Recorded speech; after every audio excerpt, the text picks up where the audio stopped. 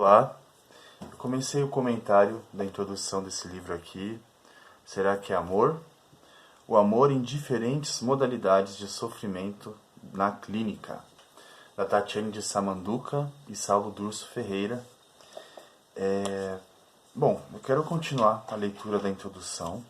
É um tópico aqui que tem na introdução que diz: amor te cura.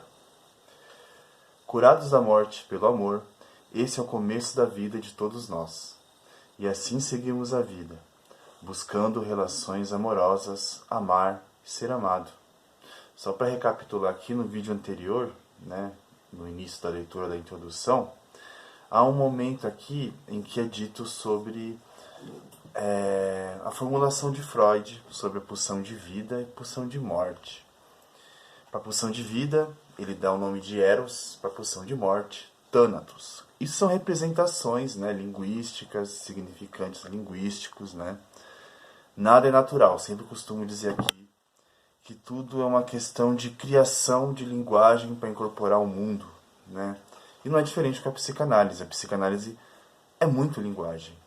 Tudo é, mas eu acho que a psicanálise talvez ela faz essa autorreflexão sobre si. Talvez. E então, diz aqui sobre o nosso nascimento. Quando nós nascemos, a gente só não morre porque tem alguém para cuidar da gente. Daí tem esse embate, a neutralização da pulsão de morte através da pulsão de vida. Só para contextualizar aqui. Nossa investigação será sobre o amor nos discursos dentro do consultório, mas não se limitará ao que está dentro das quatro paredes. Afinal, apesar de nossa leitura ser psicanalítica, a psicanálise sempre chega atrasada. Onde quer que o psicanalista chegue, o poeta chegou antes. Eu gosto muito dessa passagem aqui, que faz muito sentido. A gente está falando aqui de linguagem, de representações linguísticas, representações de imagens, nomeações, eros, thanatos. E a poesia, ela brinca muito com isso. A poesia é brincar com a linguagem, brincar com as representações, com os afetos. E é muito legal, muito interessante essa ideia aqui. Onde quer que o psicanalista chegue, o poeta chegou antes. E falando de amor, quem é que não fala de amor? Mesmo que indiretamente, mesmo que não num formato de amor romântico, mais tradicional, assim pensando. Os poetas eles vão brincando com isso, bem antes da psicanálise existir, inclusive. Isso não valida ou diminui o saber psicanalítico. Porém, faz que a clínica escute para além da psicanálise, que alcance os poetas, a música, as artes. Tem um aspecto da psicanálise que eu gosto muito, e talvez por isso seja uma das razões pela qual eu escolhi como teoria para praticar no meu trabalho, que é essa vinculação, essa aproximação que há com a literatura, com o cinema, com a música, com a poesia. Diz muito mais de nossas representações, mais uma vez, não querendo ser redundante, mas já sendo, de como a gente representa nossos afetos, nossas experiências, nossas vivências. Então a psicanálise, digo eu, isso aqui é uma experiência minha, uma vivência minha, uma interpretação minha, a psicanálise está muito mais próxima da arte do que da medicina, por exemplo, apesar de ter sido criada por um médico, que Freud era médico, primeiramente. E apesar também de muito no começo da psicanálise, os psicanalistas geralmente eram médicos. Só que com o passar do tempo as coisas vão mudando, lógico. Freud era um grande leitor, um grande apreciador das artes, Então é um dos aspectos mais interessantes da psicanálise. Sai desse fetiche médico, que eu vejo muito por aí, uma fetichização da medicina, do saber médico, Aí vem os diagnósticos, vem toda uma performance também, E eu acho muito mais interessante quando a gente se aproxima mais do que é da vivência visceral do humano, Que tem a ver com a poesia, com a música, com o cinema, que eu também gosto muito, Só um comentário aqui, que eu acho que é válido. Aliás, muitos pacientes, por vezes, param de falar em primeira pessoa e utilizam, por exemplo, a música como referência para falar de si, de suas dores, de seus amores. O amor está em todos os lugares. É fácil se perder no amor. E por isso, seguiremos trilhas já deixadas por outros que falaram de amor. É quase como o bastão vai sendo passado, né? A psicanálise vai fazendo muito isso, né? Isso já foi dito antes, mas aí vamos pensar de outra forma, vamos incorporar aqui para nossa realidade, para nossa contemporaneidade, né? O próprio conceito de inconsciente, ele já era um conceito trabalhado em outras áreas, né? E a psicanálise vai se apropriando dele, de certa forma, mas de um jeito peculiar, né? Que agora talvez não seja o momento para a gente falar disso, mas eu quero muito falar disso, inclusive. Eu acho que inconsciente... Falar de psicanálise, não falar de inconsciente, é não falar de psicanálise, né? O amor está em todos os lugares, é fácil se perder no amor e por isso seguiremos trilhas já deixadas por outros que falaram de amor. Partiremos de uma das trilhas mais antigas sobre Eros, a belíssima obra de Platão, chamada O Banquete. Essa obra aqui do Platão, né, O Banquete, ela foi escrita 380 a.C. Vejam bem como o amor já era pensado há muito tempo atrás, né? A história conta sobre um banquete, um simpósio, em que um conjunto de pensadores de diversas áreas, filosofia, teatro, medicina, etc., se reúnem para falar de amor, um elogio a Eros, diversos pontos de vista sobre o amor, assim como cada um que deita num divã e conta sobre amar e ser amado. Mais ou menos um pouco sobre o que eu estava dizendo, né?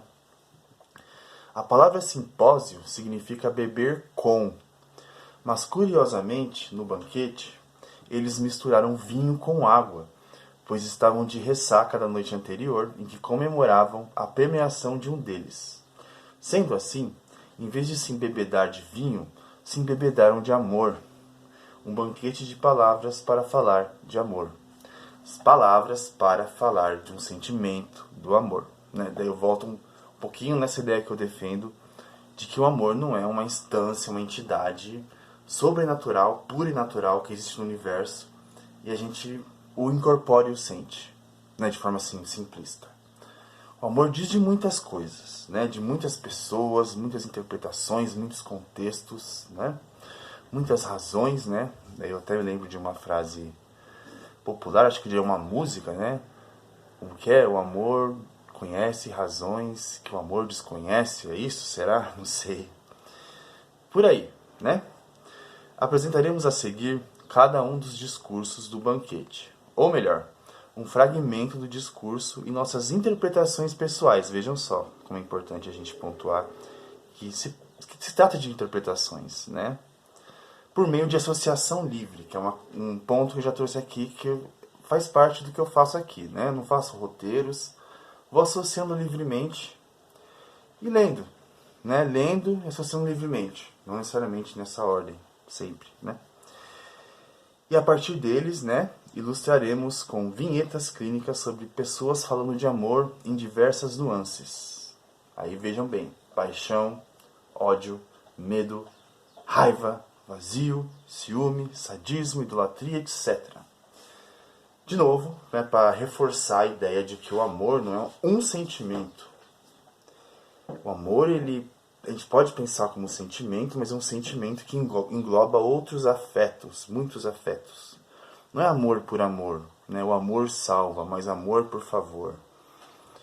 De que amor nós estamos falando, né? Me pergunto, e pergunto também para vocês aí. E não esqueceremos do rádio, que continua a tocar na recepção, e assim cada história cantará uma música. Um diálogo entre diálogos sobre amar, ser amados e as intempéries do amor, passando pela escuta em casos inspirados na clínica, articulando o raciocínio clínico sobre o fundo musical de versos e canções por meio da poesia e da arte. Nosso protagonista é a força de Eros. Tal como canta Milton Nascimento, quem sabe isso quer dizer amor. e considerando que é dele que nasce a fonte do ser, o sofrimento causado pelo desamor muito frequentemente leva muitos à falta do ser, causando dor e sofrimento quando não nos sentimos amados pelas pessoas nas quais investimos nosso amor. Isso tem muito a ver com a prática clínica, com a prática das psicoterapias, das análises, do tete-a-tete ali com as pessoas. No consultório ou aqui que eu atendo muito online também, de certa forma estamos aqui, tete-a-tete, né? E se fala de amor, a gente está falando de relações, né? De desamor, né? Coloca aqui como o desamor, ele não é um causador extremo de sofrimento, né? E não é só aquele amor platônico não correspondido, que muitas vezes é visto como inferior, né? Como banal, como sem importância, né? Amor de adolescente, amor de mulher, né? Vejam bem como esses significantes, né? Amor de adolescente, amor de mulher, deslegitima sentimentos e sofrimentos e diz muito da nossa cultura, né? Eu até falei no vídeo anterior que muitos têm aquela ideia de que amor é coisa de mulher. E claro, a gente tem que pensar, né? Por que o que é taxado de coisa de mulher é considerado inferior, né? A gente não está falando aí de uma cultura que coloca as mulheres, o feminino, num certo lugar de inferioridade, de deslegitimação, né? De submissão. Daí a gente pode usar palavras que estão aí mastigadas na nossa cultura, patriarcado, misoginia, machismo, né? Mas é muito mais denso dentro disso tudo, né?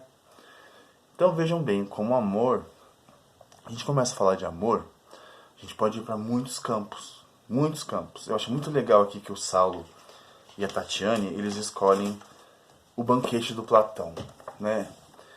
É um texto que talvez seja interessante trazer alguns fragmentos aqui, né? Infelizmente, talvez eu não esteja com ele aqui, eu estou no interior, talvez seja em São Paulo, mas é interessante também. A gente está falando de uma discussão filosófica sobre o amor.